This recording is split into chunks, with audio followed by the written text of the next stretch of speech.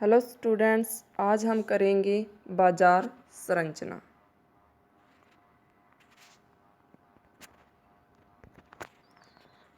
बाजार का क्या अर्थ है?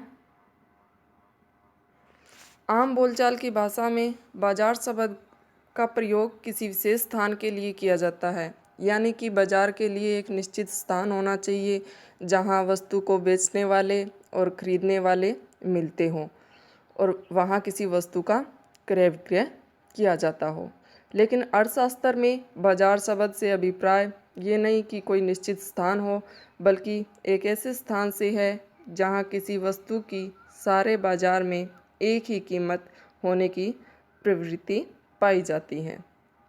ठीक है, इसके लिए कोई निश्चित स्थान का होना ज़रूरी नहीं है, बल्कि जहाँ भी किसी भी चीज़ को हम खरीदते हैं तो उसकी एक ही कीमत होती है, चाहे हम वो नेट के ज़रिए खरीदें, ठीक है, या फिर टेल मार्केटिंग के ज़रिए खरीदें। इसके लिए किसी शॉपिंग कॉम्प्लेक्स में जाने की ज़रूरत नहीं है। फिर है डेफिनेशन। एडवर्ड्स के अनुसार बाजार वह पद्धति है जिसके द्वारा विक्रेता और क्रेता एक दूसरे के संपर्क में लाए जाते हैं। इसके लिए निश्चित स्थान का होना आवश्यक नहीं है। फिर है बाजार की मुख्य विशेषताएं। पहली विशेषता क्या है? क्षेत्र।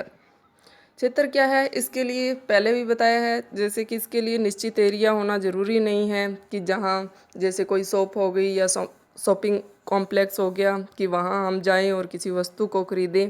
इसके लिए ये आवश्यक नहीं है कि एक निश्चित स्थान हो, बल्कि जो क्रेता और विक्रेता के बीच संपर्क जो है वो इंटरनेट के ज़रिए या टेल मार्केटिंग के ज़रिए हो सकता है।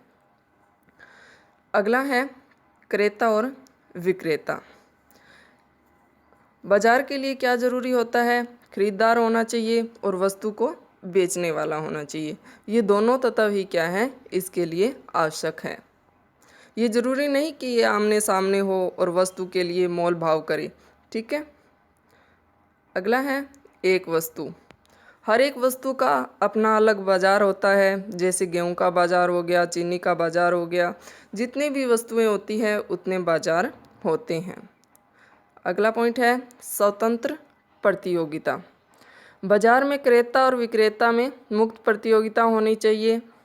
बाजार में क्रेता वस्तु को सस्ती खरीदने का प्रयत्न करेगा और विक्रेता क्या है, ये चाहेगा कि वो महंगी से महंगी वस्तु बेचे ताकि उसे लाभ जो है अधिक हो।